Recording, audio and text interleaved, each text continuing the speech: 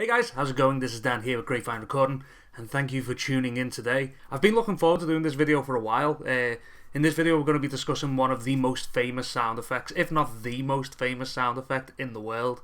It was created for the movie Star Wars by Burtt, and it is obviously the iconic sound of the lightsaber. I'm working on a movie at the minute, and there's a scene in it which is a lightsaber duel. With it being one of the most iconic sounds, you wouldn't be surprised to know that there are loads of sample libraries online, either sounds ripped from the movies, sounds ripped from the games, or kind of just people who have made like their own version of these sounds. The amount of like fan films and things like that, you know, they are pretty much used everywhere. But I just wanted to discuss a little bit about like how it was created originally. There's a very good documentary online which talks about to Ben Burtt about sound design and how he went about making certain sounds for the Star Wars movies. And with the lightsaber, it was like, for me, it's one of the perfect kind of like accidents.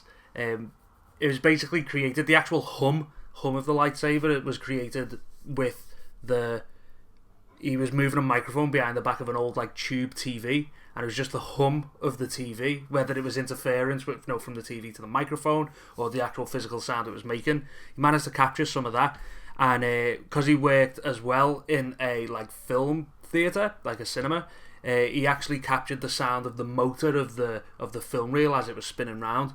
So an amalgamation of them two sounds created that, iconic hum sound, which I'll be able to play right now.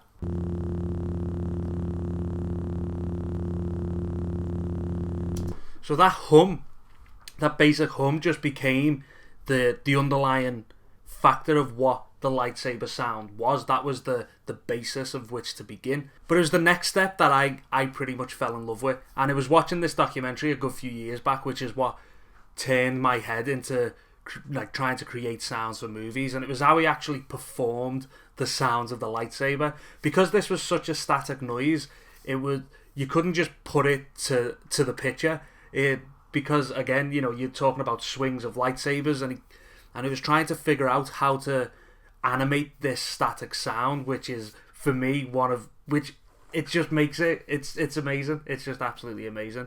And what he did was he took a regular speaker, just looped the sound out of the speaker, so it was just that hum constantly going, and he put the picture up on screen, and he'd take a microphone and he'd basically just act out the scenes. So when Luke Skywalker swings his lightsaber, he swings the microphone. His microphone became the lightsaber, which is it's just tremendous. It's a tremendous bit of like ingenuity. I love it. So what I'm going to do today is I'm going to take the stock lightsaber hum. Again, I'm not going to try and recreate the wheel or anything like that. They are readily available. And I'm going to then edit this in post to kind of make it fit the screen, because I don't want it just to be a straight up snapshot of the original. And I'm going to show you what it sounds like when you animate it. Right, so what we're going to do is actually play the hum sound out of this speaker here, just the one mono speaker. And we're going to be using the NTG2. This is now attached to the Zoom H4n, just so we're not like recording and monitoring out at the same time, not to create any feedback loops.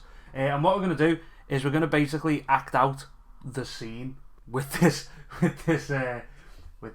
microphone over the hum. So we're going to give it a go. It's very difficult at times actually to remove handling noises. I'll try and superimpose the sound now so you can hear it. Very difficult to do. Also the windshield's kind of a must, because obviously as you move it, it's going to create a lot of wind going onto the capsule, so try and use a windscreen if possible.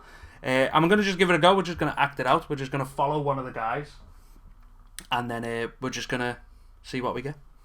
And what you'll find is the wider like circle you take, the wider the angle of attack, you'll get a much greater like Doppler shift. So instead of just doing little movements in front, try and get a wider range of a swing as you go.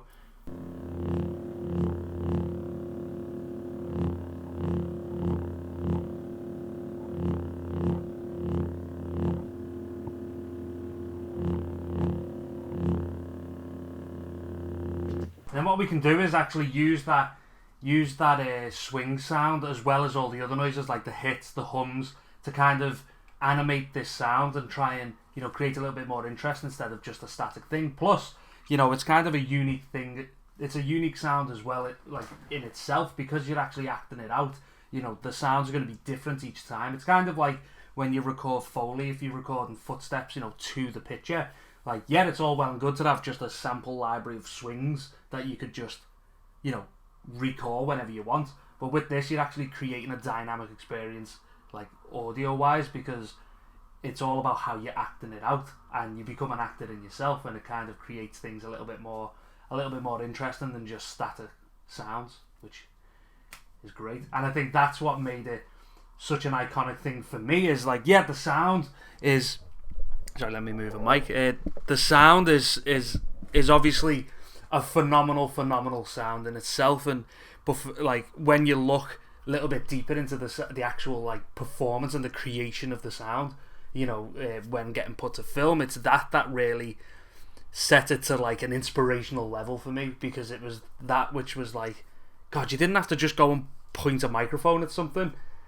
You can act it out. You can become part of the experience. You basically become a Jedi yourself, and who doesn't want that?